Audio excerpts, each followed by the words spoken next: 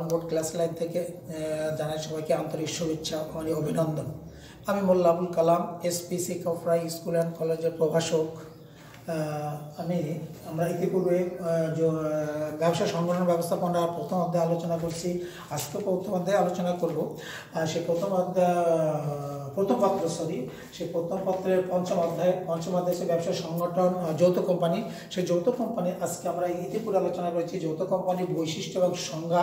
আর আজকে আমরা আলোচনা করব যৌথ কোম্পানি সংগঠনের যৌথ কোম্পানি বা কোম্পানি সংগঠনের সুবিধা।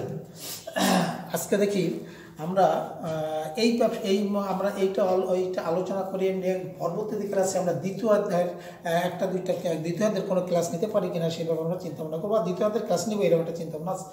আজকে দেখি আমরা আলোচনা করি তাহলে কোম্পানি সংগঠনের সুবিধা। কোম্পানি সংগঠনের সুবিধা অনেক আছে, যেহেতু একটি বৃহৎ একটি ব্যবসা সংগঠন এক মালিক এবং অংশীদার ব্যবসা প্রতিষ্ঠানের তুলনায় যৌথ কোম্পানি একটি বৃহৎ ব্যবসা সংগঠন, এবং এই জন্য এক মালিকার ব্যবসা এবং যৌথ কোম্পানির তুলনায় এক মালিক এবং অংশীদার ব্যবসার তুলনায় যৌথ ব্যবসা কোম্পানির সুবিধাটা সবচেয়ে অনেক বেশি।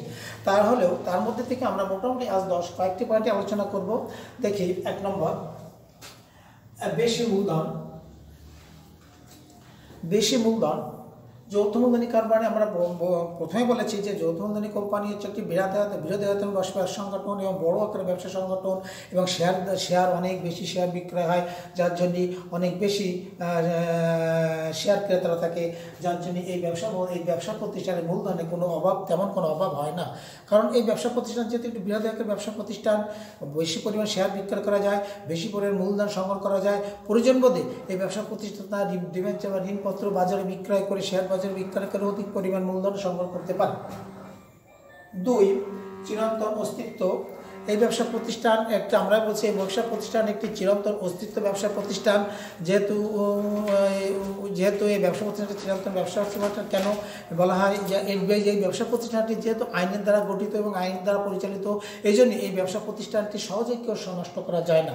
এই ব্যবসা প্রতিষ্ঠানটি যেমন আইনের দ্বারা গঠন করা হয়, আইনের দ্বারা সৃষ্টি করা হয়, তেমনি আইনের মাধ্যমে ব্যবসা প্রতিষ্ঠানকে নষ্ট করতে হয়। এই জন্য এই ব্যবসা প্রতিষ্ঠানকে বলা হয় চিরন্তন অস্তিত্ব। যদি এই ব্যবসা প্রতিষ্ঠানকে সকল অংশীদার মারা যায়, দেউলিয়া হয়ে যায়, বা কোনো কারণে যদি ব্যবসা প্রতিষ্ঠান আরও অনেক কিছু ক্ষতিগ্রস্ত হয়, তাতেও কোনো ব্যবসা প্রতিষ্ঠানের বিলুপ্তি ঘটানো যায় না। যতক্ষণ না পর্যন্ত এই ব্যবসা প্রতিষ্ঠানের যে আইনগত আছে সে আইনের মাধ্যমে যখন এই ব্যবসা বিলুপ্তি ঘোষণা করা না হয়, ততদিন পর্যন্ত এটাকে বিলুপ্ত করা যায় না। এই জন্য বলা হয় যৌথ মূলধনী ব্যবসা প্রতিষ্ঠান একটা চিরন্তন অস্তিত্ব সম্পন্ন ব্যবসা প্রতিষ্ঠান। আইনগত সত্তা, এই ইতিপূর্বে আমরা চিরন্তন অস্তিত্ব সম্পন্নের মধ্যে আইনগত সত্তাটা চলেই আসছে কিছুটা কথা। যেমন যৌথ মূলধনী ব্যবসা প্রতিষ্ঠান বা কোম্পানি ব্যবসা প্রতিষ্ঠান আইনের দ্বারাই গঠিত, সম্পূর্ণটা আইনের দ্বারা গঠিত। আইনের দ্বারা গঠন হবে, আইনের দ্বারা গঠিত হবে, সদস্য সংখ্যা আইনের দ্বারা, সব কিছু আইনের মাধ্যমে হবে। তাহলে এর আইনগত সত্তাটা বেশি, যে আইন সম্পূর্ণ এখানে আইনের উপরে নির্ভরশীল এবং আইন দ্বারা এখানে সব কিছু হবে। এই জন্য এর আইনগত সত্তাটা বেশি, আর সহজে এই ব্যবসা প্রতিষ্ঠানের সত্তা কেউ নষ্ট করতে পারে না, বা চেষ্টা করলেও পারবে না। তৃতীয় কোনো পক্ষ যদি এখানে আইনগত কোনো সত্তা বা নষ্ট করতে চায়, তা সেখানে আইনের মাধ্যমে এখানে আসতে হবে, সহজে এটাকে নষ্ট করতে পারবে না। এই জন্য আইনগত সত্তাটা অনেক বেশি। সীমিত দায়, সবচেয়ে বড় রকমের এই সুবিধা এই কোম্পানির যে সুবিধা পয়েন্ট হচ্ছে সীমিত দায়।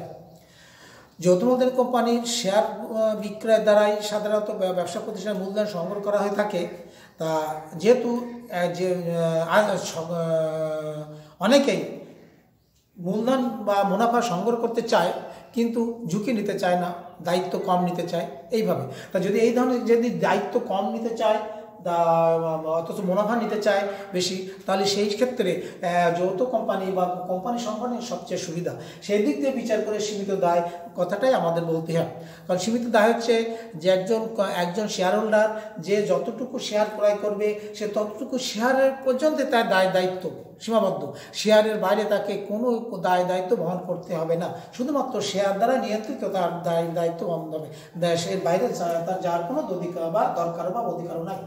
গণতান্ত্রিক ব্যবস্থাপনা, যৌথ ব্যবসা প্রতিষ্ঠান বা কোম্পানি ব্যবসা প্রতিষ্ঠান সম্পূর্ণ একটি গণতান্ত্রিক ব্যবস্থাপনা মাধ্যমে পরিচালিত হয়ে থাকে। কারণ এই ব্যবসা প্রতিষ্ঠানটা পরিচালিত হয়ে থাকে সম্পূর্ণ শেয়ার হোল্ডারদের দ্বারা পরিচালিত। যে সমস্ত পরিচালক পর্ষদ আছে সেই পরিচালক পর্ষদরাই পরিচালনা করে থাকেন। এই পরিচালক পর্ষদটা সাধারণত শেয়ার হোল্ডাররাই বা শেয়ার মালিকরা এখানে নির্বাচিত করে থাকেন এবং গণতান্ত্রিক পদ্ধতিতে এখানে পরিচালিত হয়ে থাকে। এখানে ব্যক্তিগত বা ব্যক্তি কোনো বা অন্য কারো কোনো এখানে হস্তক্ষেপ নাই। এই জন্য গণতান্ত্রিক পদ্ধতিতে ব্যবসা প্রতিষ্ঠানটি পরিচালিত হয়ে থাকে। সুদক্ষ পরিচালনা কোম্পানি সংগঠনের পরিচালনার ক্ষেত্রে দক্ষ পরিচালক দ্বারা পরিচালিত হয়ে থাকে এবং এক্ষেত্রে এখানে যারা দক্ষতা সম্পন্ন সুদক্ষ এবং অভিজ্ঞতা সম্পন্ন দক্ষ ব্যক্তিদেরকে দিয়ে সাধারণত এই ব্যবসা প্রতিষ্ঠানটি পরিচালিত হয়ে থাকে। এবং বিশেষ করে যারা এই ব্যবসা প্রতিষ্ঠানের উপরে বা এই সমস্ত ব্যবসা পরিচালনার ক্ষেত্রে যাদেরকে বিশেষ প্রশিক্ষণ নেওয়া আছে বা বেশ অভিজ্ঞতা আছে দেশ বিদেশে প্রশিক্ষণপ্রাপ্ত ব্যক্তিদেরকে দ্বারা এই জন্য পরিচালিত হয়ে থাকে। এই জন্য এই যে কোম্পানিটা সুদক্ষ পরিচালনা দ্বারা ব্যক্তিদের দ্বারা পরিচালিত হয়ে থাকে। শেয়ার হস্তান্তর যৌথ মূলধনী কোম্পানির শেয়ার সহজে হস্তান্তর করা যায়। যে কোনো সময় যে কোনো প্রয়োজনে ব্যবসা প্রতিষ্ঠান শেয়ার হোল্ডাররা তাদের আর্থিক প্রয়োজন বা যে কোনো কারণে তারা কোম্পানির শেয়ারটা হস্তান্তর করতে পারে। এই জন্য বলা হয় যৌথ কোম্পানির শেয়ার হস্তান্তর করা খুবই সহজ এবং সহজে হস্তান্তর করা যায়। এটা কিন্তু কোম্পানি সংগঠনের আরেকটি সবচেয়ে বিশেষ সুবিধা, কারণ যে কোনো মুহূর্তে সে শেয়ারটা আরেক জায়গায় হস্তান্তর করতে পারে, এতে কোনো বাধা বিঘ্ন নাই। জনগণের আস্থা এই কোম্পানিতে জনগণের আস্থা খুব বেশি, কারণ আইনের দ্বারা গঠিত হয়েছে, আইনের দ্বারা পরিচালিত হচ্ছে, দক্ষ ব্যবস্থাপক দ্বারা পরিচালনা করা হচ্ছে। এখানে চিরন্তন অস্তিত্ব আছে, সীমিত দায় আছে, অতিরিক্ত দায় নাই এবং ইত্যাদি সুবিধার কারণে জনগণ এই কোম্পানিতে আস্থা খুব বেশি এবং জনগণ এই কোম্পানি শেয়ার ক্রয় করে থাকে এবং এই কোম্পানি জনগণকে বা উৎপাদিত যে সমস্ত পণ্য সামগ্রী তাদের চাহিদা পূরণ করতে সক্ষম হয়।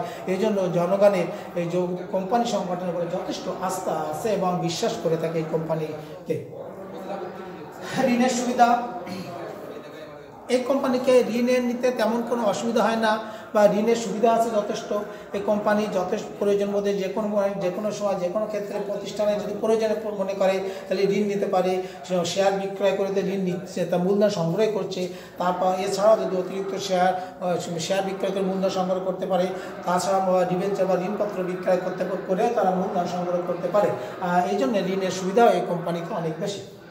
কর্মসংস্থানের সুযোগ, এই কোম্পানিটি যেহেতু ব্যাপক বড় বৃহদায়তন ব্যবসা প্রতিষ্ঠান, এই জন্য বিভিন্ন রকমের বিভিন্ন পেশা, বিভিন্ন শ্রেণীর বিভিন্ন যোগ্যতা সম্পন্ন ব্যক্তি এই ব্যবসা প্রতিষ্ঠানে বা এই যৌথ কোম্পানিতে তাদের কর্মসংস্থান হয়। বিধায় এই ব্যবসা প্রতিষ্ঠানকে সাধারণত বিভিন্ন বেকার যুবক ছেলে মেয়েদেরকে সাধারণত কর্মসংস্থান করে থাকে এই যৌথ কোম্পানি বা কোম্পানি সংগঠন। কৌশল, এই কোম্পানি বাজারে বা নতুন নতুন পণ্য উৎপাদনের ক্ষেত্রে বিভিন্ন সময় কৌশল উৎপাদন করে থাকে এবং নতুন নতুন পণ্য কীভাবে উৎপাদন করে জনগণের চাহিদা উৎপাদন করা যায়, চাহিদা মেটানো যায় এবং জনগণকে যে চাহিদা মোতাবেক পণ্য সরবরাহ করা যায় এবং তাদের জনগণকে সুবিধা দেওয়া যায় ইত্যাদি, এই সমস্ত ব্যবস্থা গ্রহণ করে তারা কৌশল অবলম্বন করে নতুন নতুন পদক্ষেপ গ্রহণ করে থাকে।